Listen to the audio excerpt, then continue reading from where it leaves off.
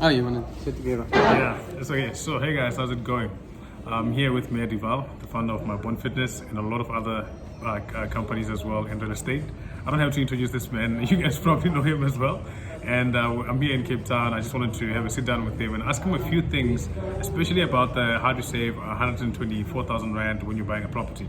That's also something that we have to touch on today. I wanted us to just give us a brief thing because that's something we've spoken about in the summit last week. If you guys haven't been to the summit, then this is your other chance until the end of October to actually get all the recordings and all the information that was there. Maya gave us like an hour and a half presentation about how to harness PropTech when you're financing a property, and I want you guys to not miss out on that. So Maya, can you tell us a little bit about the topic that you chose for the summit and exactly what it was covering in a brief second? Israel, thank you very much. The topic that we discussed is actually how to get yourself prepared when you buy a property. So many people walk into the property buying almost like showroom, and they actually don't know how much money they have in their pockets. We always say that you won't go into Pick and Pay or Checkers with an empty pocket. You will at least know that you've got a 50 Rand or 100 Rand, or your credit card is loaded with 2,000 Rand, and then you go and buy something. But we find when people go property shopping, they actually first look for the property on all the websites. Then they actually drive around with the estate agent, they view 5-6 properties, and then they say, this is the property for me. Number one, they do not do a due diligence, same as you would do when you buy a car. When you buy a car, you will get an AA report, you will get a roadworthy certificate. But for yourself, do you get a roadworthy for yourself? Can you absorb the shocks of buying a property? Number one, there are quite often when you buy a property, you've got to pay your transfer cost and bond cost. But the most important thing is, what property finance can you actually afford? It's so important to check in advance what you can afford. We find that more than 50% of people in South Africa has got a negative or a late payment on their names. Sometimes it's much worse. So even now with COVID, if you actually missed a payment or two, go and check your credit score first before you actually go with a property, start with a property game, and clean up your credit score, because you don't want to be caught with your pants down, that you signed on the dotted line, the bank came back to you and say, yes, Ezra or Meyer, I would like to give you a home loan, but I know there's some bad stuff on your credit score. So go and check out your credit score first. And very importantly then, if you're a first-time buyer, actually go and check if you can qualify for a government subsidy. There are money lying there from between 123,000 Rand to 27,000 Rand for first-time buyers. It works on a sliding scale, and if you're a first-time buyer, you must first get your bond approved, you must have a financial dependent, and you must be a South African citizen.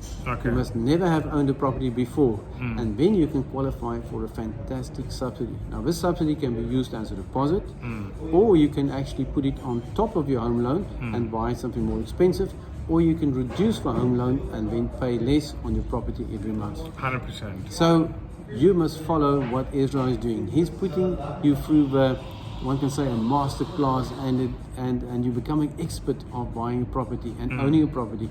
And particularly also when you are buying a property and you buy it to rent out, make sure that you do the due diligence checks.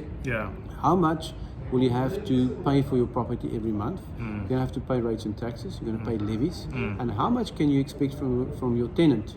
Now, one of the things that I discussed with somebody over the weekend, to say, but my estate agent will ask me 10% to manage the property. Wow, that's a lot. So the question is that, why don't you do it yourself? You can save 10% every year. That is almost one premium of your home loan every year if you manage your own rental. But then you've got to know your tenant. You've got to do a due diligence on your tenant and understand your tenant's payment opportunity or behavior. Is he a good or a bad payer? Because if you sit with an empty flat or he doesn't pay, then your investment is going down the tubes. So attend all these workshops, get all the information that Ezra is sharing. He's putting a lot of people together and his own knowledge as well. And then from that, you become an expert.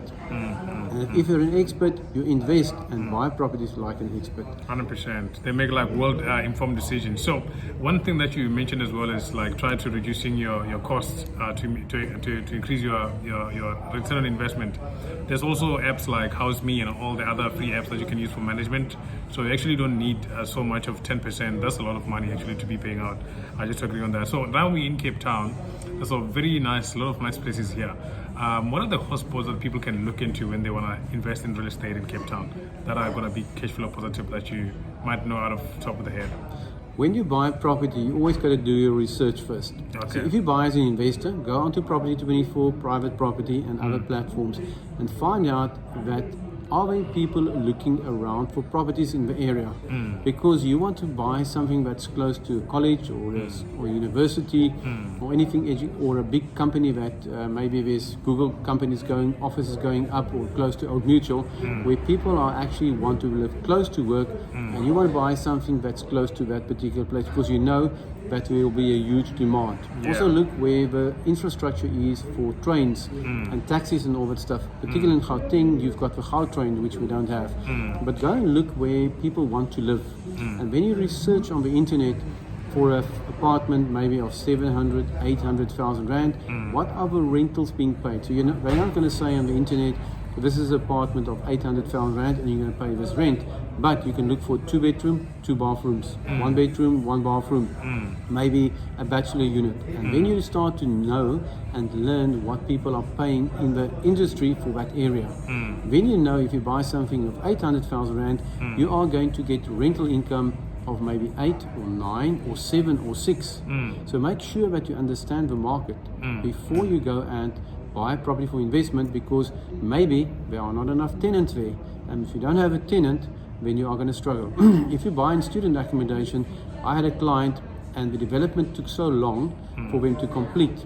By the time that they completed the development and handed over keys, it was mid-March.